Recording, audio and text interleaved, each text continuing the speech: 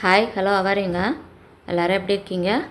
நம்ம Ardhanareeswara garden YouTube சேனலில் 100 வகையான பழச்செடி சேலஞ்ச் வீடியோ போயிட்டுருக்குங்க. இன்றைக்கி நம்ம ஒரு பழச்செடியை பற்றி தான் பார்க்க போகிறோம்.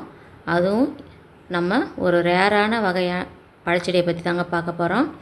அது என்ன பழச்செடின்னு பார்க்கலாம் வாங்க. நம்ம அர்த்தநாரீஸ்வரா கார்டனுக்குள்ளே போகலாம். இன்றைக்கி நம்ம பார்க்க போகிறது மிராக்கிள் ஃப்ரூட்டை பற்றி தாங்க பார்க்க போகிறோம்.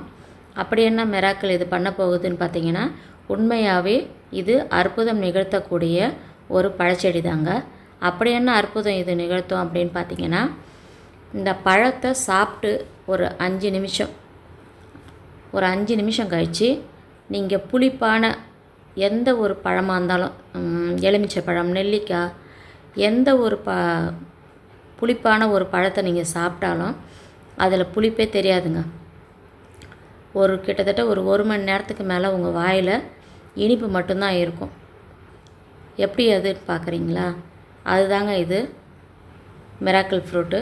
அந்த மிராக்கிளை இந்த பழம் ஏற்படுத்துங்க.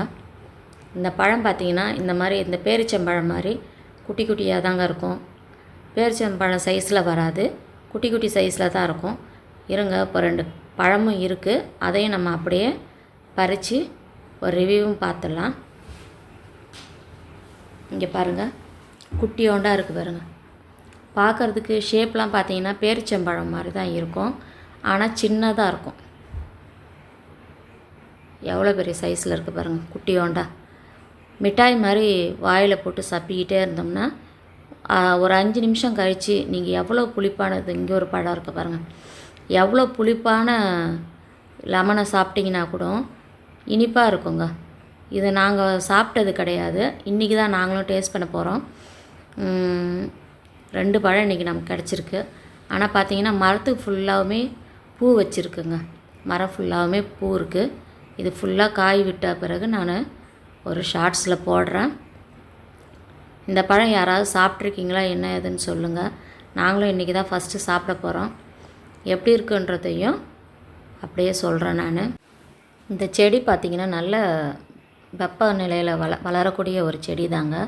இந்த பழம் சுகர் பேஷண்ட்டெல்லாம் இருக்காங்க இல்லைங்களா, அவங்களுக்கெல்லாம் இது ரொம்ப உடம்புக்கு ரொம்ப நல்லதுன்னு சொல்கிறாங்க.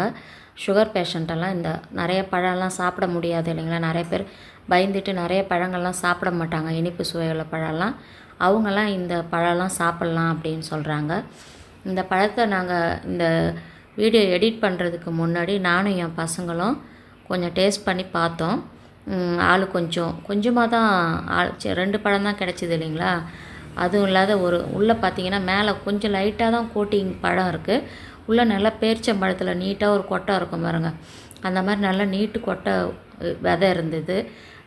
நானும் என் பசங்களும் ஆள் கொஞ்சம் இந்த பழம் சாப்பிட்டுட்டு லெமனை கட் பண்ணி ஜூஸ் அப்படியே வாயில் விட்டு பார்த்தோங்க. அதிசயம்னா அதிசயங்க. லெமன் ஜூஸில் நம்ம சர்க்கரை போட்டு கலக்கி குடித்தா எப்படி இருக்கும், அந்த மாதிரியே இருந்ததுங்க. கொஞ்சம் கூட அந்த புளிப்பு, இது லெமனுன்றது நமக்கு தெரியுது, ஆனால் சர்க்கரை போட்டு குடித்தா நமக்கு அந்த புளிப்பு தெரியாது இல்லைங்களா, அதை மாதிரி இருந்ததுங்க. லெமன் ஜூஸ் நம்ம ஜூஸாக புழிஞ்சி குடிக்கிற மாதிரி இருந்தது. இதுக்கு முன்னாடி பார்த்தீங்களா, அந்த சிக்கன் க்ளவுஸ்ன்ற மொட்டை அடித்து விட்டோம் பாருங்க, அந்த மல்பெரி பிளான்ட்டு தான் அது. இந்த மல்பெரிலேயும் பழம் பழுத்துருக்கு பாருங்கள். அந்த சிக்கன் க்ளவுஸில் நம்ம மொட்டை அடித்து விடுவேன், அதுலேயும் பிஞ்சு விட்ருக்குங்க. நம்ம சேனலில் 100 வகையான பழச்செடி சேலஞ்சுன்னு தான் போட்டிருப்போம். ஆனால் நம்ம வீட்டு தோட்டத்தில் பார்த்திங்கன்னா 100க்கும் மேற்பட்ட பழச்செடிகள் இருக்குது. அதுலேயும் தமிழ்நாட்டில் கிடைக்காத பழச்செடிகள் நிறைய வீடியோஸ் வரப்போகுது. தொடர்ந்து நம்ம சேனலை பாருங்கள். ஓகே ஃப்ரெண்ட்ஸ், இந்த வீடியோ உங்களுக்கு பிடிச்சிருந்தா லைக் பண்ணுங்கள், ஷேர் பண்ணுங்கள், கமெண்ட்ஸ் பண்ணுங்கள், சப்ஸ்கிரைப் பண்ணுங்கள். தேங்க்யூ ஃபார் வாட்சிங்.